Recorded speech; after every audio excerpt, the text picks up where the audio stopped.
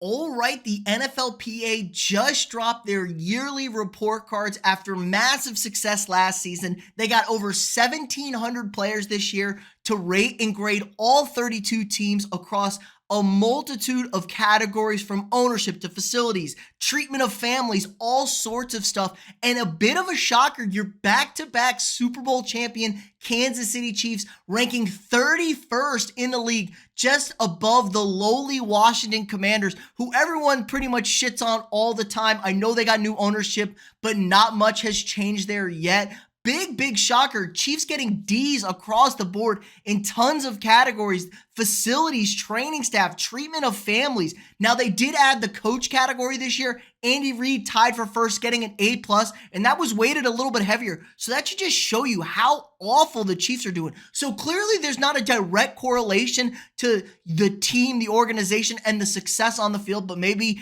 an A+ coach and an A++ quarterback in Patrick Mahomes will do that for you. But it was a real shocker. Clark Hunt ranked last amongst owners as far as willingness to invest in the team and its facilities and players. Bit of a shocker. You've been winning Super Bowls, Clark. What are you doing? You figured you'd be willing to spend money. Now, obviously, he ain't rich like the rest of these owners. His family's had this team forever. His dad started the team, one of the legends of the NFL. So it makes a bit of sense that, he ain't flush with cash, but still, the success of the Chiefs, I would think they would have a ton of money. Now, there wasn't all doom and gloom for everybody. There were two great teams out there, the Miami Dolphins and the Minnesota Vikings, both ranking 1 and 2 last year. They just flipped spots, with the Dolphins taking the top spot. They crushed it. A's across the board.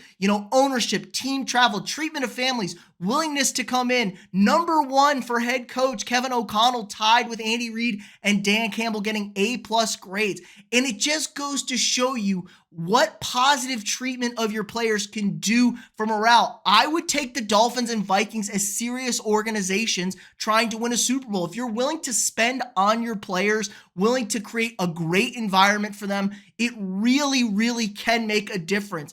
And overall, there's a massive gap, they said, between the Dolphins and the Vikings and everybody else in the league. There's a huge gap that the teams need to come up with. And there were a lot of good tidbits across the league from a lot of teams. A real consistent one for a lot of teams was the training staffs. F's, D's for their training staff. Players saying there's not enough trainers. Teams are not taking the medical side of this very seriously. And that was very common across all teams. The Cowboys took a big drop, going from a top tier team to kind of in the middle of the pack, and that was a big concern from them. And how about a big positive jump? The Jaguars, who were towards the bottom of the list last year, like 27, 28, jump all the way up into the top 5. And the biggest thing was they had a rat infestation last year. They opened a brand new team facility, no more rats for them, and that really made things better for them. So I would take the Jaguars seriously too. Other teams in the top 10, the Packers at number 3 and the Eagles rounding out your top 5. Serious organizations.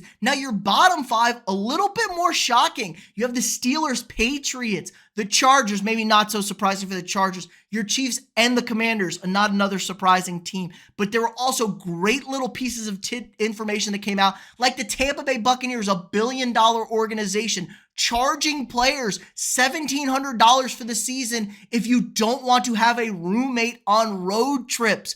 If you are in your first 4 years in the league, these are grown-ass men. You're worth $1 billion. What are you doing? How about other teams like the Chargers charging for daycare, family care during game day, $75 for the first kid, but hey, you get that discount of $50 for each additional kid. Other teams like the Bengals complaining how they don't get meals on the weeknights. They don't get fed dinner, or they were charging players for meals. Now, teams did listen. This did have an impact. We saw teams make some changes.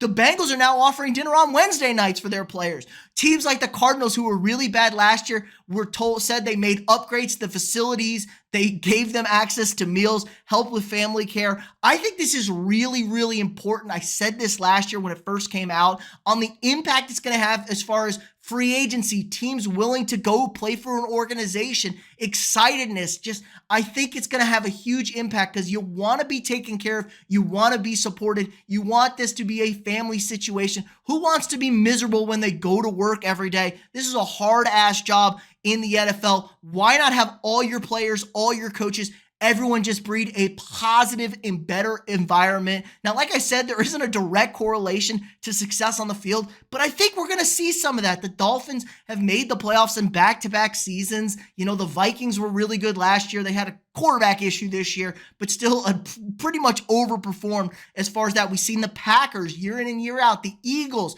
we know they fell off, but they were just at a Super Bowl, man. Jaguars, same thing, but it's about the improvements. It's about listening to the players and improving the situations for everybody. But yeah, big shocker for me. Chiefs at the bottom of the list as one of the worst organizations to play for. Shocking stuff. Let me know what you guys think in the comments below. What were you most surprised on going through here? Are you surprised some teams are high? Are you surprised some teams are low? There were a lot of teams in the middle there that just were getting bashed. Bad facilities, the way they don't give their players food. Like, come on, get your guys some food. You should be taking care of nutrition, dietitian, stuff like that. Just kind of wild stuff out there. But let me know what you guys think. If you haven't already, drop a quick like on this video. Hit that subscribe button. We got new sports content for you guys every single day. If you want to support the channel more, click that join button, sign up for a channel membership. You get access to lots of cool perks, exclusive videos, early access to videos, things, badges, emojis, things to use in the live stream throughout the season. Help support me, allows me to keep making this great content for you guys